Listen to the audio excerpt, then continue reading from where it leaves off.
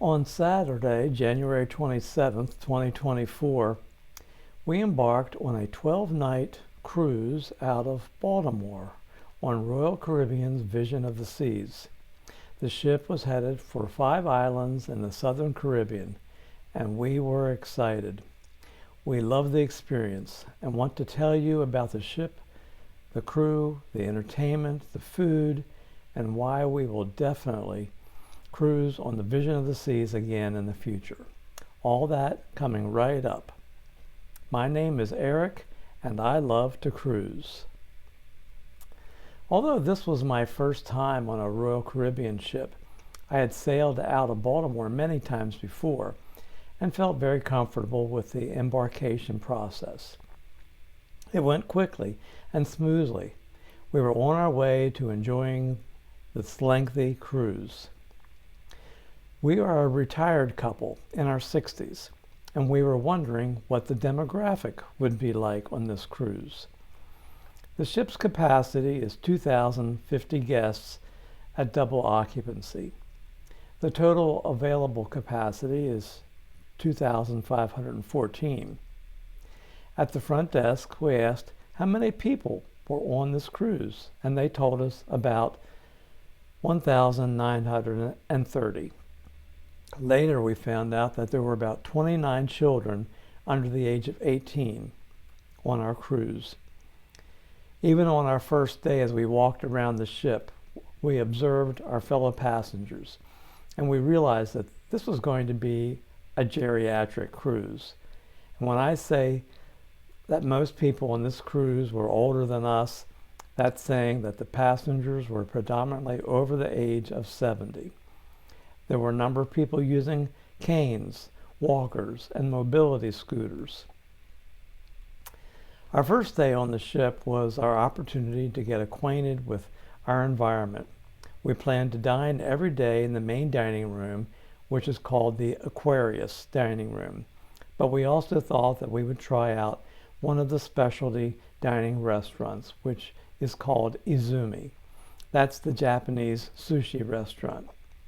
And even though we didn't think that we would dine at the Windjammer buffet area very much, we ended up having breakfast there almost every morning, and many of our lunches were there as well. There were 2 swimming pools on the ship.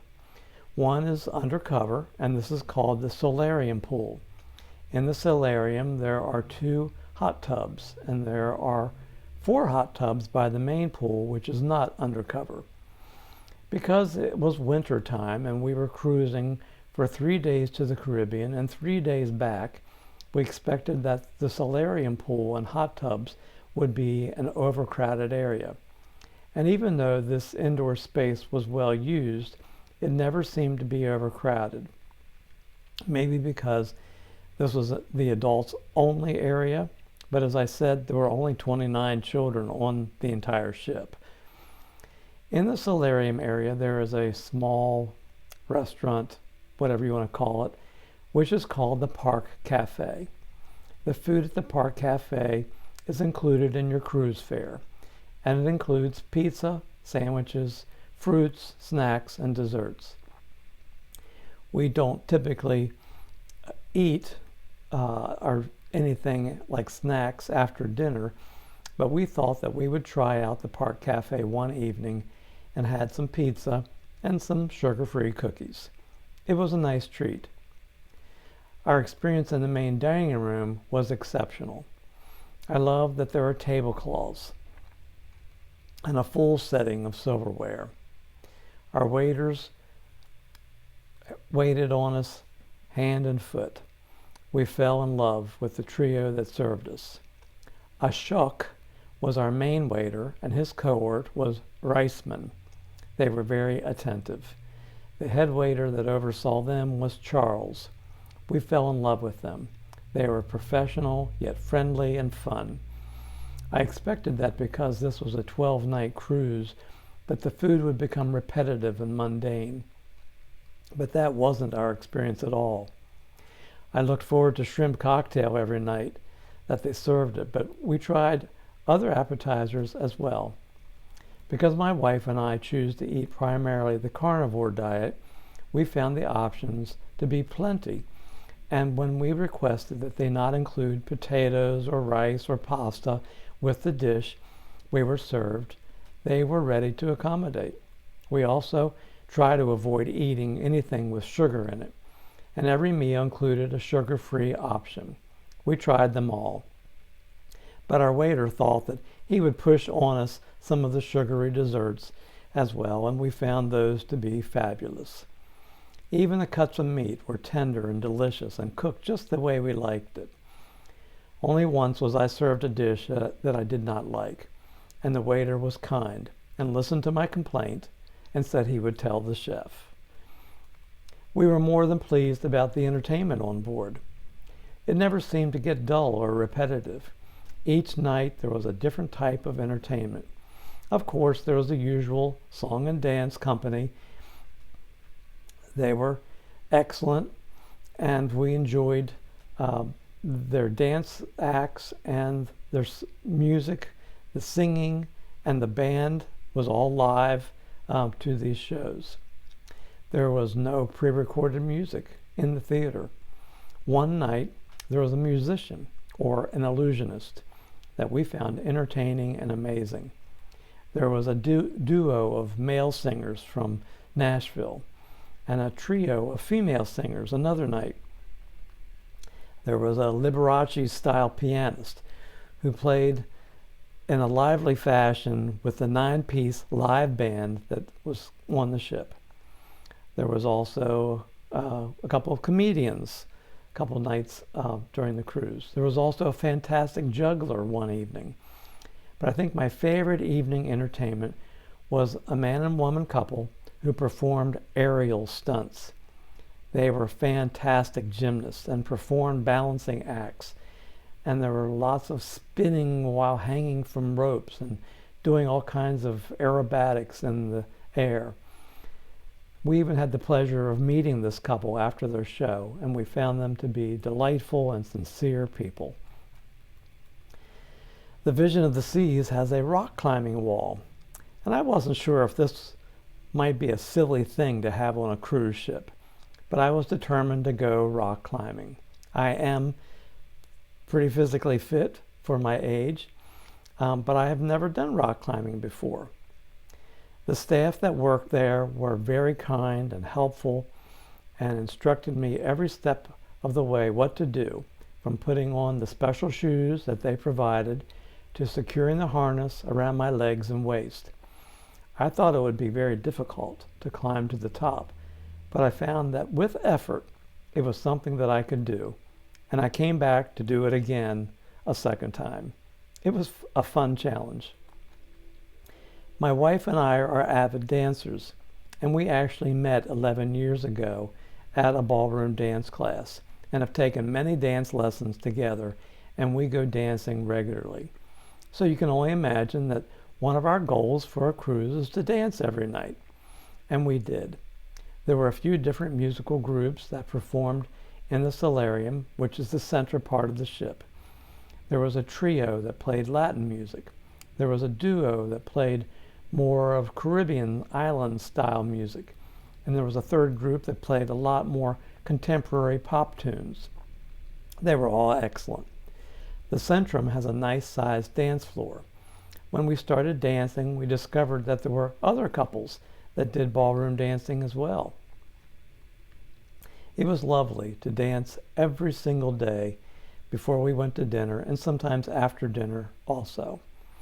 Our only disappointment was that the nightclub area, which generally opens around 11 or 11:30 at night, was really not used by our fellow guests. I guess when you consider the demographic of this cruise, it makes sense. The nightclub was at the Viking Crown Lounge, and the dance floor was actually a little smaller than the dance floor in the Centrum.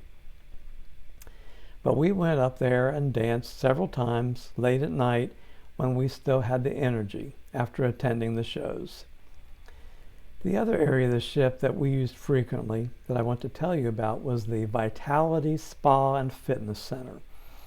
We like to get massages, but we generally don't get massages on a cruise ship because they were way overpriced.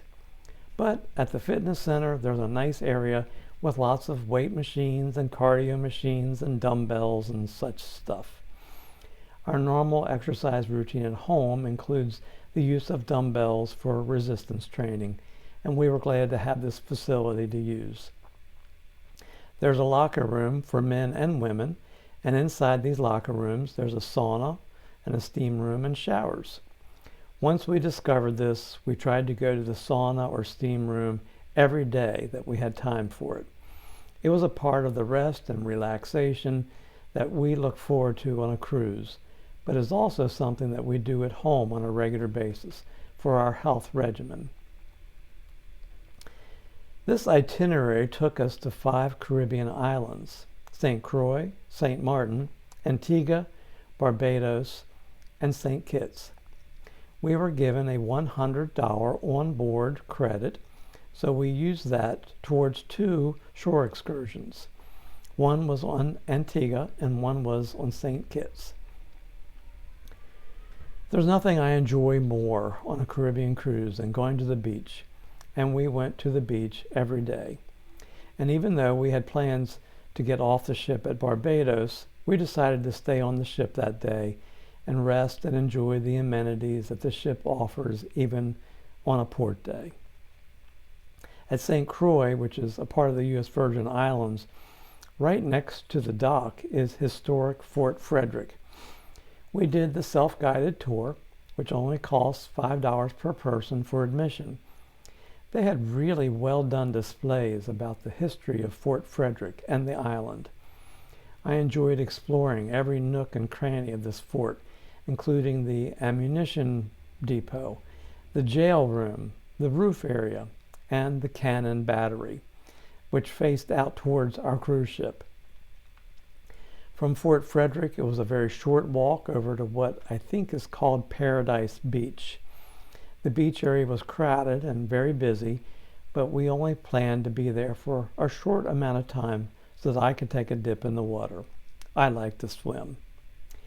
We had read in advance that the area under the water at Paradise Beach was very rocky, and then but then we still wanted to enjoy getting in the water, and I just found it kind of surprising that there were a lot of rocks in the water, and I had to navigate around the rocks, walking on them and in between them. I had never experienced anything like that when swimming at the beach before. While there, we purchased from a local who had a small jewelry stand some star fruits, also called carambola. My wife likes to pick up seashells at the beach, and she collected a few interesting rocks and seashells along this beach while we were there, and I was tasting the carambola fruit. We were strictly warned not to bring any seashells back onto the ship, so we enjoyed looking at the seashells on our beach blanket for a little bit and took pictures of them and then put them back in their natural habitat. We had beautiful weather each day on port in the islands. I think our favorite island continues to be St. Martin's. We like to grab a taxi and ride over to Orient Bay, which is a beautiful stretch of sand and blue water. Because we'd been there in the past, we knew right where we wanted to go. There's a little beach bar where you can rent 2 chairs and an umbrella for $20 for the day, and that also includes a beverage at the bar. It is adjacent to the Club Orient area, which is where the clothing optional folks like to go. In that area of the beach, there is an anchored platform, probably about 100 to 150 feet out in the water from the beach, and it was my goal to swim over to the platform and jump off of it and swim back. I put on my goggles and made this swim and really enjoyed it along the way, and I also saw a sea turtle on the bottom of the water. If you're interested in visiting this area on your next cruise, the beach bar is called Pirate's Hideout. Our shore excursion on the island of Antigua was a bit of a disappointment. It was only $25 per person. We met at a designated area on the ship and then rode a couple of vans or small buses to the beach area, which was next to the Sandals Resort. This beach area was nothing high class. I paid, I think, about $15 for a pair of beach chairs, which included an umbrella. There was a beach bar and restaurant right there, which was very primitive, with restrooms that were nothing fancy, and they were around the back. We sat there for a while under our umbrellas, reading our books and watching all the people. It was rather crowded. We both had a good book, and I shopped for a souvenir. I wanted to get a shirt, and I did. I bought a lovely green collared island shirt, and I've already worn it at home once, and I'm so glad I bought it that day. We walked down past the Sandals Resort and enjoyed seeing all the activities there, with people coming in on a fishing boat, people renting a jet ski, and there were also sailboats. We were even entertained for a few minutes by watching a young gentleman standing by the beach taking selfies of himself with his mobile phone. He was very much into photographing himself. Then we walked all the way down to the other end of the beach, where there was a cliff that was really a beautiful sight. On past cruises, we've been to a much more beautiful stretch of beach on Antiga, so we were a little disappointed that day. But hey, you're on vacation. You just rest and relax and enjoy the experience. When we went to St. Kitts, we also had a prepaid shore excursion for the day. We rode a bus that took us to the Carambola Beach Resort. It was very nice, but the beach wasn't beautiful like other Caribbean beaches. Our shore excursion did include 2 beach chairs, but we had to pay extra for our umbrella. It might have been $10. And I decided to try some of their food since the guy setting up the umbrella showed us the menu. I think I had what in Great Britain would be called fish and chips. Ha ha. It was not very yummy. It came in a styrofoam container, and it was like fish fingers and French fries. After a quick dip in the water, then we had to go back to the ship. But before we went back, we walked down to the beach a ways and explored a little bit. It was interesting that this area seemed to be rather remote along the beach. There was an occasional shack or house that was set up as a bar or maybe even as an Airbnb. There were people here and there sitting on loungers or in the water swimming. I can't say that if we go to St. Kitts again that we will choose to go to the Carambola Beach Resort. I think my biggest complaint about that shore excursion was that the bus driver seemed to be in a hurry and that there wasn't enough time at the beach resort. We wish we could have stayed longer. The highlight was that a lady had a massage table set up under a tent, and I decided to get a 15-minute back massage, and it was absolutely wonderful, and within 15 minutes I was out, snoozing and totally relaxed. She was an excellent massage therapist. I think I paid $20 or $25 for the 15-minute massage. The other little bit of excitement that we had on this cruise was that on one sea day going down to the Caribbean and one sea day going back, we had fairly rough seas. This was my wife's 4th cruise, but I've been on many other cruises even before I met her. She had never experienced rough seas on a cruise as of yet, so I was a bit nervous for her and wondering how she would handle the rocking of the ship. We did bring with us some motion sickness medicine, and we took it each morning as a prophylactic to avoid getting seasick. That worked for us. On the sea day returning to Baltimore that we had rough seas, it was so rough that the dance team postponed their song and dance show until the next day.